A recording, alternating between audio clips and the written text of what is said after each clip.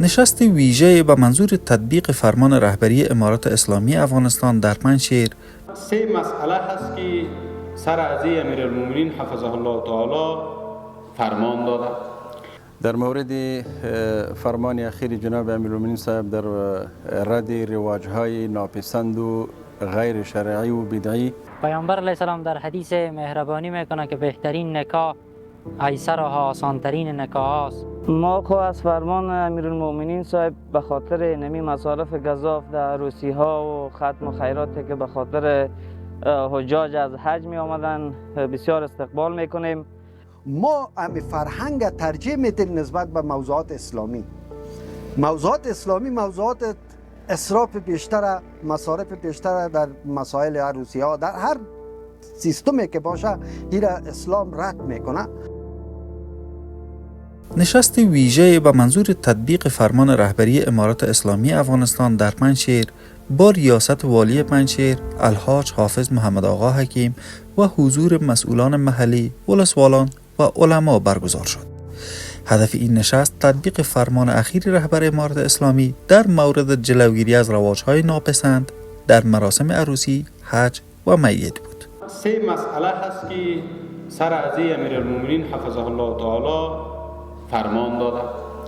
یکی از مسائل عروسی است. مسئله دوم مسئله میت است، عزاداری میت. مسئله سوم مسئله برگشت حجاج کرام است که زمانی که از بیت الله شریف برمیگردند. در اینمی لابلای سه مسئله کدام رسم رواجی که ناپسند است، امیرالمومنین حفظه الله تعالی با جمعی از علمای ملت افغانستان، علمای امت مشوره کردند و رساله را نوشته کردند. انشاءالله این رساله در خدمت شما قرار میگیره. امیرالمومنین حفظه الله تعالی این عنوان که زیادت در مهر کار شایسته نیست فرامینی را صادر کرد و فرمودند شریعت در عروسی ها ترغیب آسانی و اجتناب از مصارف گزاف را می‌دهد.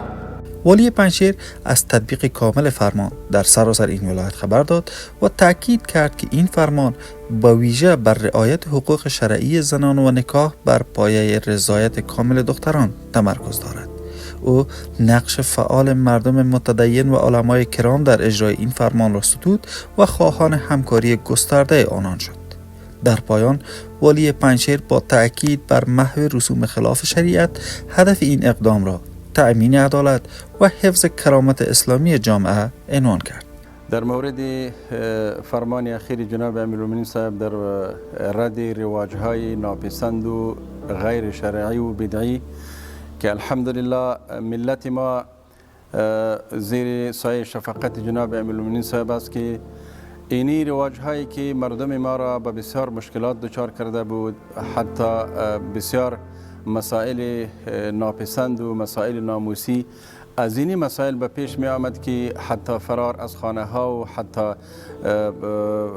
ایتو مسائلی که خودکشی به میان می آمد.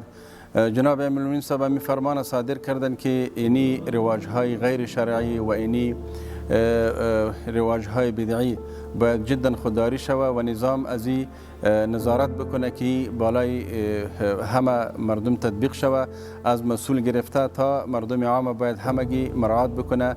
جناب مولوی صاحب پیشتر اشاره کردن کدام مسائل مباحی که امیرالمؤمنین امیر مسلمانان حکم بده او حیثیت واجب را میگیره و برای همه ملت افغانستان واجب است که از این حکم جناب شیخ صاحب اطاعت بکنه و این در زندگی خود عملی بکنه.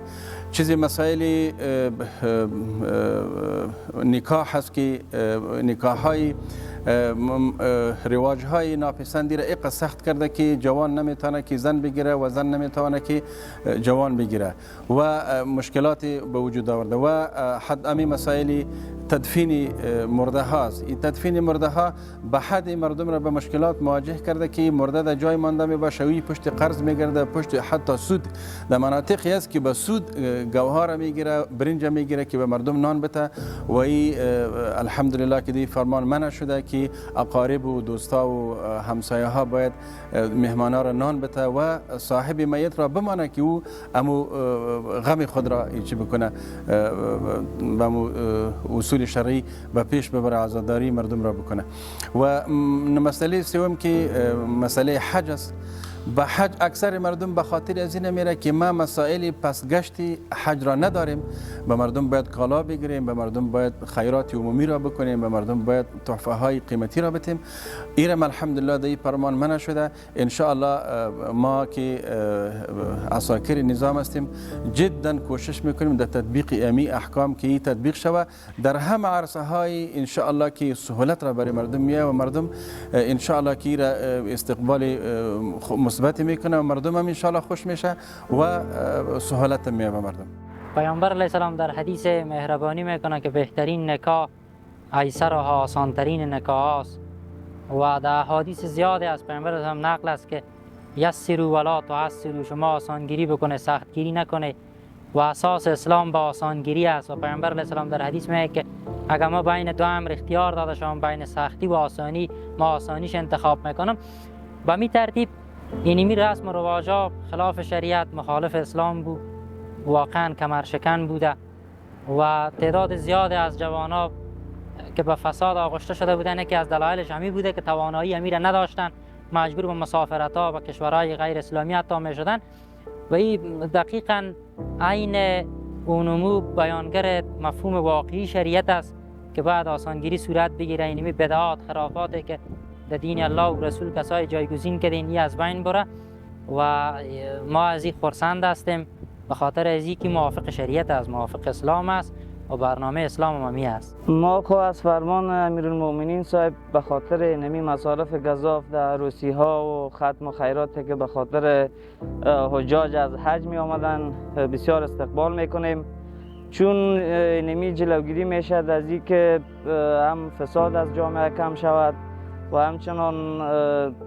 هم از طبقه جوانان از مردها و هم از خانمها می حکم شرعی که ازدواج است دیگه هرچه زودتر ازدواج بکنن. به خاطر از این که قبلا نمی رسم و رواجا جریان داشت، اکثرا جوانا به خاطر نمی پیدا کردن مصارف گزافی که بود به کشورهای خارج می رفتن، حتی در مرزها با مشکلات مواجه روبرو می شدن. دیگه ما از این فرمان شیخ صاحب استقبال میکنیم انشالله که در تمام کشور این فرمان عملی شود و تمام مردم هم خواهش میکنیم که از این فرمان استقبال کنن و امیر عملی بسازن. واقعا موضوع بسیار عالی است. فرمانی که صادر شده فرمان خوب است، یعنی از نگاه شرعی و از نگاه انسانی هم که فکر کنی موضوع خوب مدرک کردین. ما هم فرهنگ ترجیح میدیم نسبت به موضوعات اسلامی. موضوعات اسلامی موضوعات اسراف بیشتر، مصارف بیشتر در مسائل عروسی ها، در هر سیستمی که باشه این اسلام رد میکنه.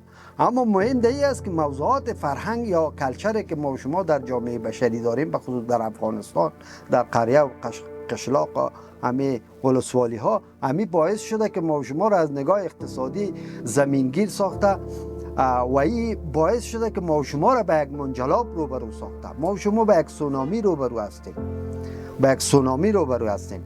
بنابراین خواهش من است که علمای دین از نگاه دین اونا وظیفه دارن که موضوعات گزافی که ما شما به نام ولول میگیم، تویانه میگیم، در قسمت های جنوب ولایت های جنوب کشور ما شما به نام ولول میگن، این موضوعات میگیرن. این موضوعات در تقابل و خلاف شریعت اسلام است.